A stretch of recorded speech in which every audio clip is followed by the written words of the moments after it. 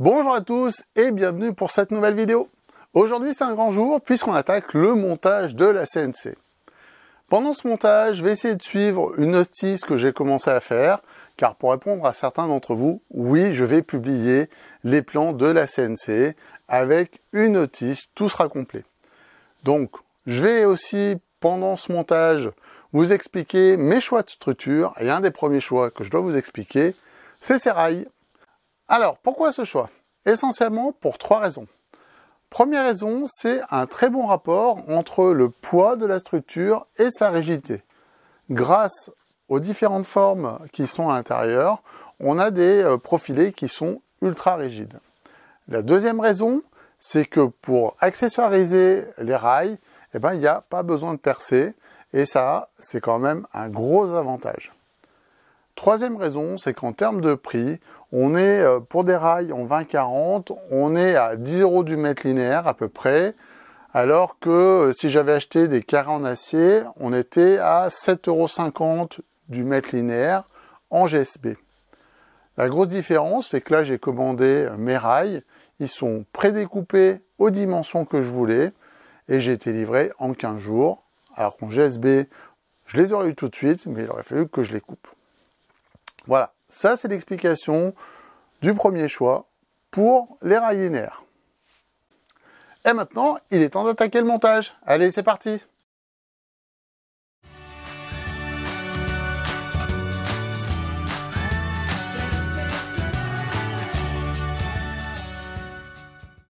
Allez, la première étape avant de commencer l'assemblage, c'est de tarauder tous les embouts des profilés. Donc je vais faire une passe sur tous les profilés, comme ça je serai tranquille pour la suite. Pour tarauder mes profilés, j'ai utilisé un tarot à main, mais avec la visseuse en guide de porte-tarot. Donc du point de vue méthode, je mets de l'huile de coupe, je positionne le tarot et j'avance le plus doucement possible, comme si j'utilisais un porte-tarot à main, sauf que là c'est quand même beaucoup moins pénible. Entre chaque taraudage, j'essuie le tarot pour enlever les copeaux.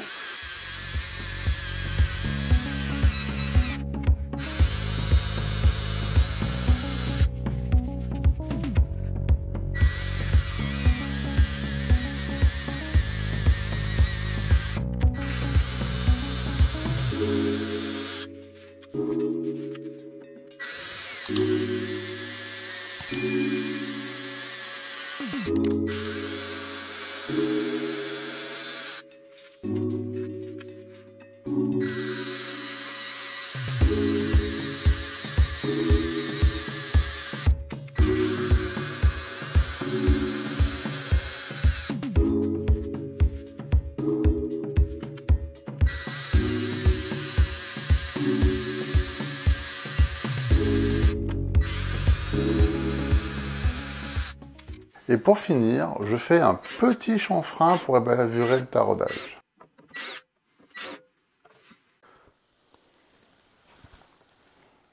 Voilà, j'ai fini de tarauder tous mes profilés aluminium et je dois dire que c'était assez simple finalement. Maintenant, la première étape que je vais faire, c'est de préparer les pieds de la CNC. Et pour ça, je vais mettre des inserts métalliques devant. Ces inserts métalliques ont pour fonction de pouvoir fixer différents accessoires. Je ne sais pas encore lesquels, mais j'ai prévu ça. Et pour ça, je vais utiliser ce petit objet. Donc, c'est un fer à souder qui est monté sur un rail MGN12. Donc, le fer à souder a coûté à peu près une dizaine d'euros. Et le rail MGN à peu près une quinzaine d'euros. Donc, tout ça pour essayer de rentrer les inserts bien droits. Allez, c'est parti pour la première étape. J'ai oublié de le dire, mais j'ai réglé la température du fer à 210 degrés pour que le PLA ne fonde pas trop vite et que l'insert prenne bien.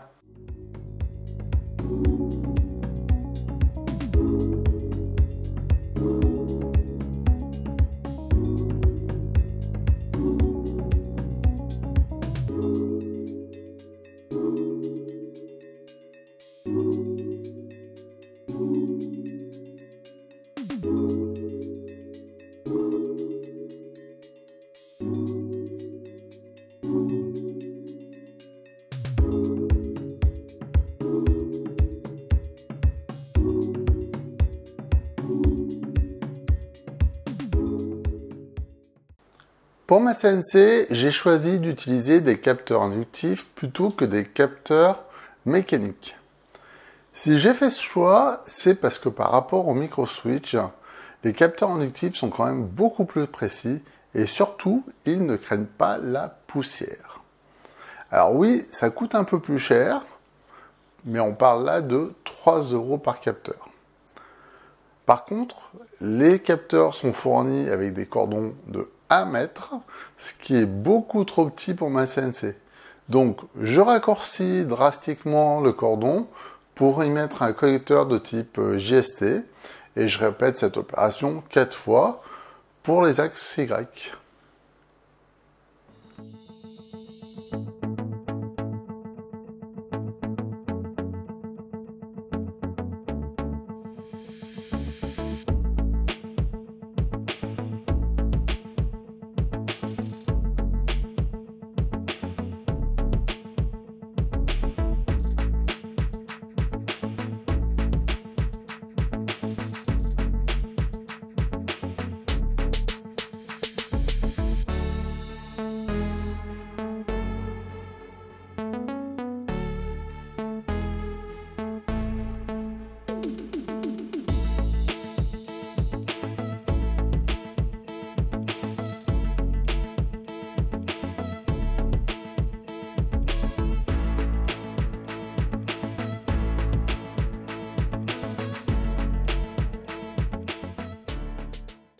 J'en profite aussi pour préparer chaque capteur pour l'intégrer au rail.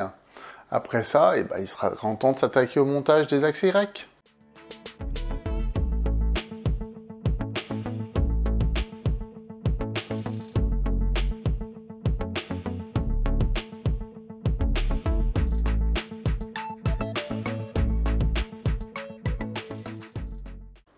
Attention, quand vous déballez vos rails linéaires, ils sont généralement recouverts d'une pellicule de gras pour les protéger de l'oxydation durant le transport. Donc la première chose que je fais, c'est que j'enlève cette pellicule avec un sopalin imbibé d'acétone.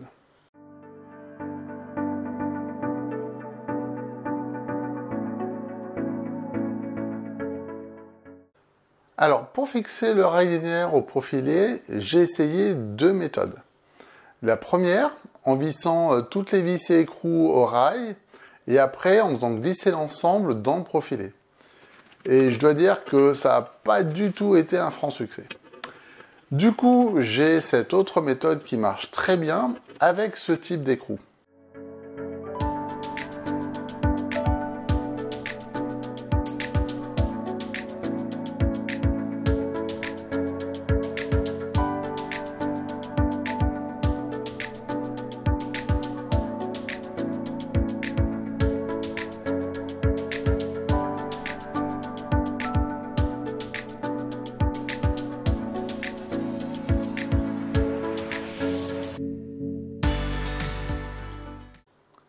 Une fois que toutes les vis ont été vissées, mais pas trop, pour que le rail puisse encore bouger, il faut faire son alignement.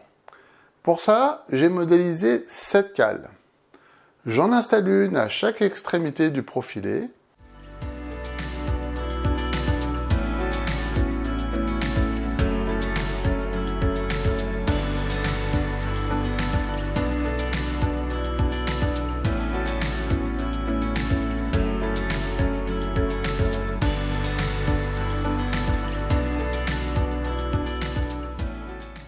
J'appuie légèrement le rail sur la cale et je serre la première vis de chaque côté. Ensuite, je répète l'opération en déplaçant la cale.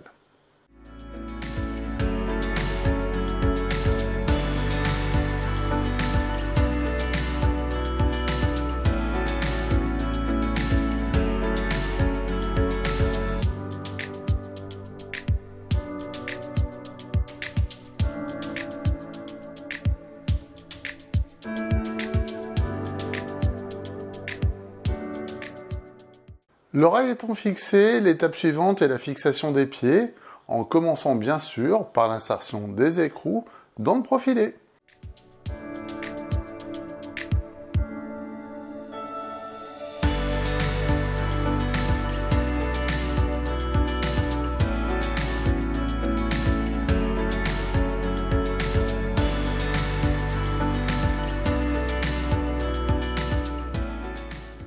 Pour terminer la fixation des pieds, je me sers du plateau pour aligner les pieds au bord du profilé. Dès que c'est fini, je remets l'axe sur ses pieds et j'installe les capteurs de proximité.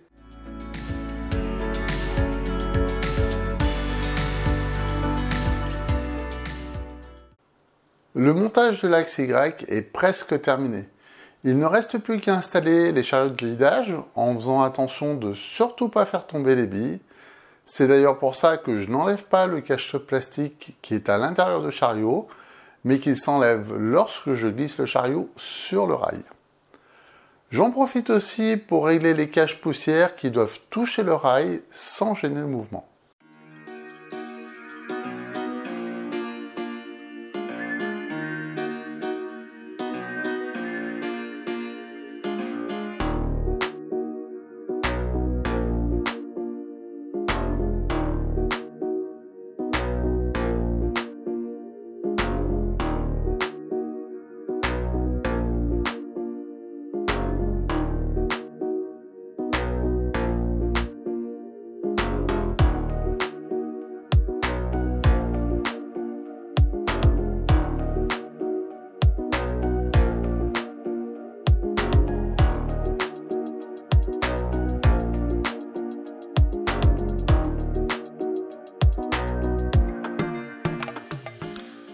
Pour finir le montage de l'axe, il ne reste plus qu'à visser les deux butées de côté qui empêchent les chariots de sortir du rail.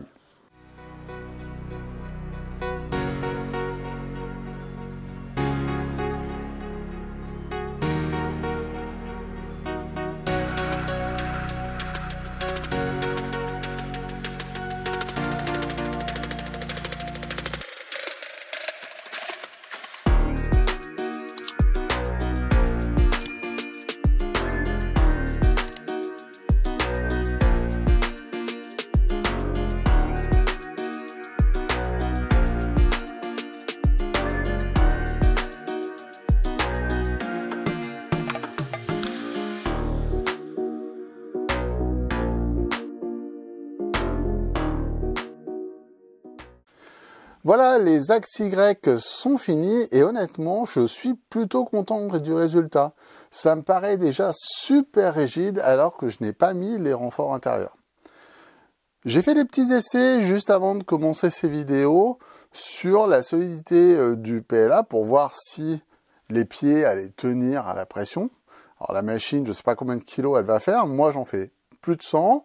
Je me suis mis sur les pieds, je vous montre. Et ça a parfaitement résisté. Pour ce qui est pareil pour les embouts, puisque c'est eux qui vont faire office de tendeur, j'ai essayé de mettre mon poids dessus, ça n'a pas bougé d'un poil. Alors pour ça, j'ai quand même fait un remplissage qui est assez important au niveau des pièces de PLA, puisque je suis sur un remplissage à 40% en gyroïde pour justement contenir tout ce qui était torsion. Alors 40% c'est avec Prusa Slicer parce que j'ai remarqué qu'en fonction du slicer qu'on utilisait, ça faisait pas tout à fait le même remplissage. Bon là, j'ai quand même des pièces qui sont super costauds. J'arrête de parler et maintenant on passe à la suite qui est l'axe des X. Allez, go! Je commence par préparer les pièces nécessaires à l'assemblage des côtés de l'axe X et la première étape est de mettre des inserts qui tiennent les supports de câbles. Bon, là, je viens de faire une belle boulette.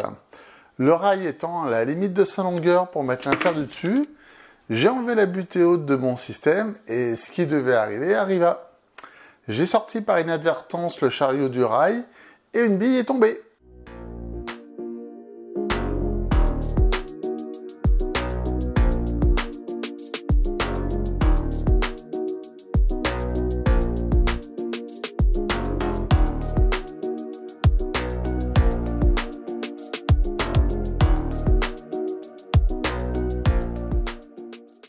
Alors par chance, finalement, je n'ai que 2 billes qui sont sorties de leur logement et après quelques minutes à galérer, j'ai pu les remettre et réinsérer le chariot sur le rail. Voilà précisément pourquoi j'ai mis des butées sur l'axe des Y.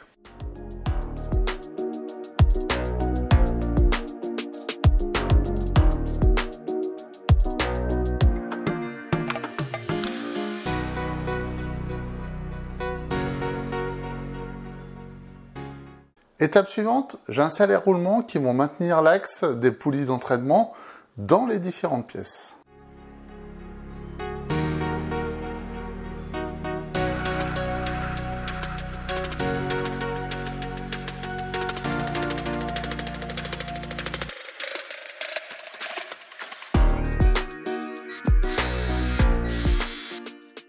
J'ajoute 2 vis sur chaque extrémité de la pièce. Ces vis serviront à la détection des limites de déplacement de la machine par les capteurs inductifs.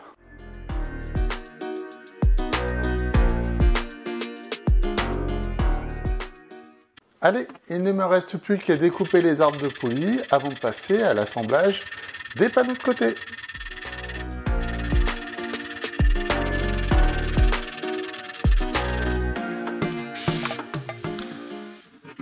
Allez, c'est parti pour l'assemblage complet d'un panneau de côté. Cette opération prend environ 10 minutes sans trop se presser. Petite précision, les rondelles que j'utilise là sont des rondelles de calage pour roulement. Elles sont plus épaisses que les rondelles classiques puisqu'elles font 1 mm. Et la largeur de la bague est plus fine pour ne pas gêner la rotation du roulement. Je le précise car j'ai fait l'essai avec des rondelles standards et ça ne fonctionne pas du tout. Alors là, je vise provisoirement la poulie d'entraînement, juste pour me faciliter le montage.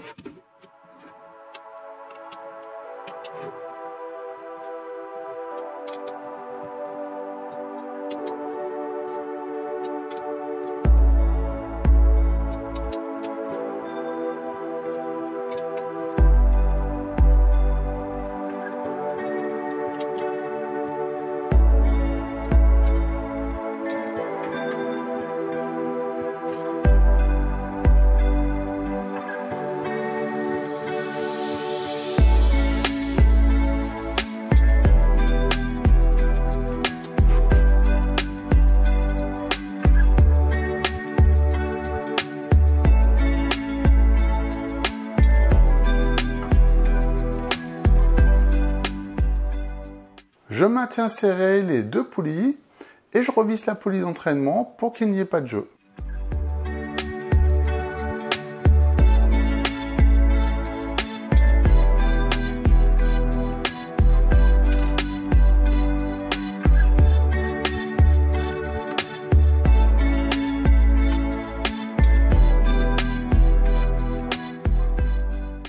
Il est temps maintenant de s'attaquer au montage du moteur. Là encore, rien de bien compliqué puisqu'il faut juste visser les 4 vis avec des rondelles larges et des écrous freins sans les serrer dans un premier temps.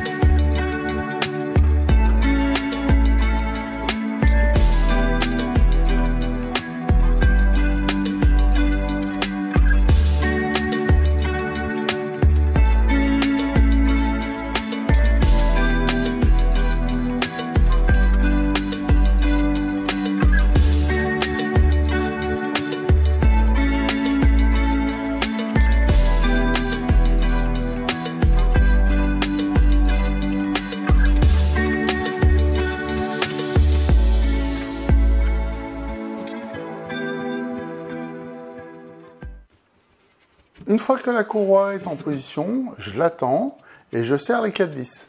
Et je dois dire qu'à ce stade, je suis vraiment soulagé que ma modélisation soit bonne, car si le jeu calculé pour tendre la courroie n'avait pas été bon, ça m'aurait pris quelques minutes sur l'ordinateur, mais c'était 68 heures d'impression par côté.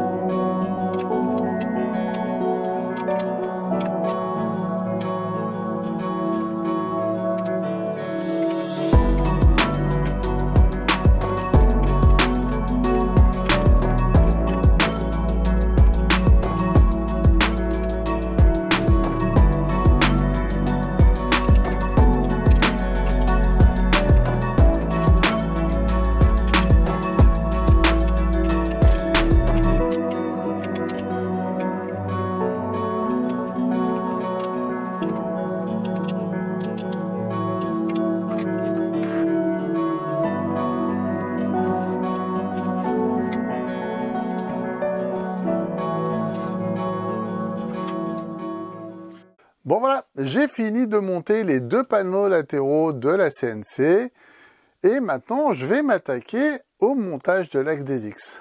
Alors moi je vais m'attaquer maintenant, mais pour vous ce sera pour la prochaine vidéo. En attendant, si celle-ci vous a plu, n'hésitez pas à mettre un petit pouce bleu, à la partager, et puis si vous n'êtes pas abonné, vous savez ce qu'il vous reste à faire? Allez, ciao ciao!